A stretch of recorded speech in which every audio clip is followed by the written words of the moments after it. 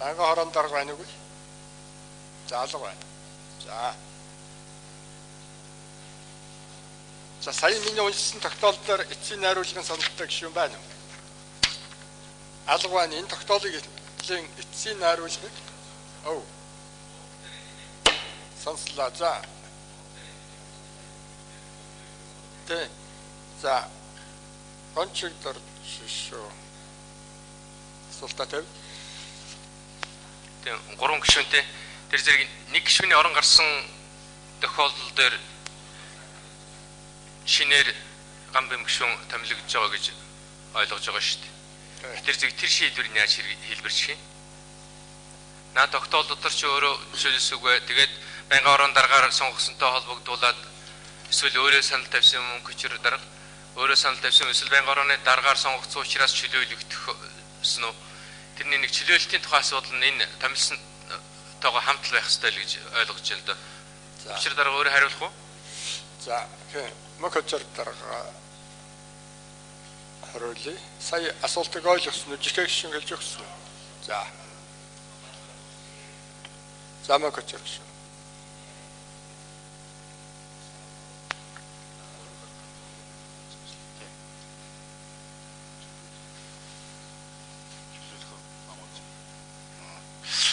За би жихээ гишүүнээс уучлалт тодруулчлаа. Тэгээд чөлөөлөхийн асуудлыг бол ер нь дарга болсноор гэж шууд одоо энэ хуралдаанд ороод тэгээд чөлөөлөх асуудал явуучих юм билээ. Гам бэм гишүүнийг бол манай байнгын орон дээр бол ярьцсан. Энийг бол бүгд тэгж л өгсөн шүү дээ.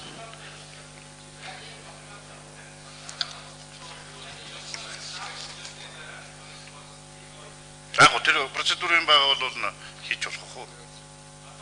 Тийм би бол хамгийн газараас энэ лавлах зүйтэй болов гэж.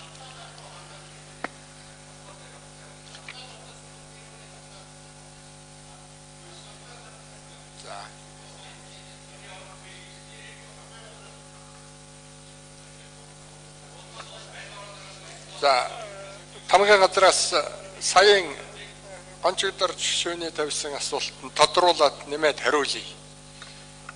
За насан жаргал. Энэ зүгээр яг тусгай хэлхийдээ торооны төлөвлөгч дөрвж байгаа асуулт. Аюулгүй гадаад улсын байнгын орооны дарга болсонтой холбогдоод. Наатга чангал тэр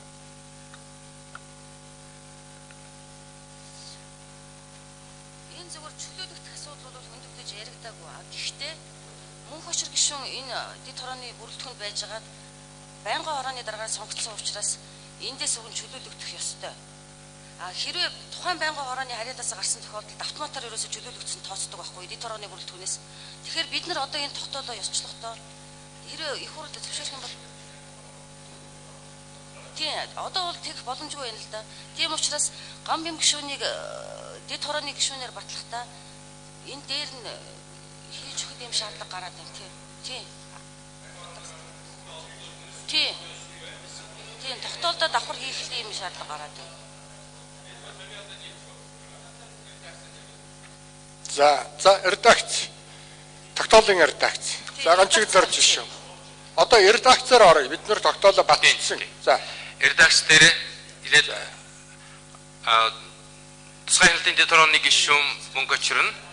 Гадаад аюулгүй байдлын байнгын орон дараагаас томилогдсонтой холбогдуулж тусгай хэлтийн дэд хорооны гишүүнээс чөлөөлсөг бай нэг зүйлтэй. Хоёрдугаарт нь гам бэмбэг тусгай хэлтийн дэд хорооны гишүүнээр сонгож байгаа үйл томилж байгаа юу? Баталсугай гэсэн ийм хоёр заалттай тогтоолын болгож найруулгыг хий.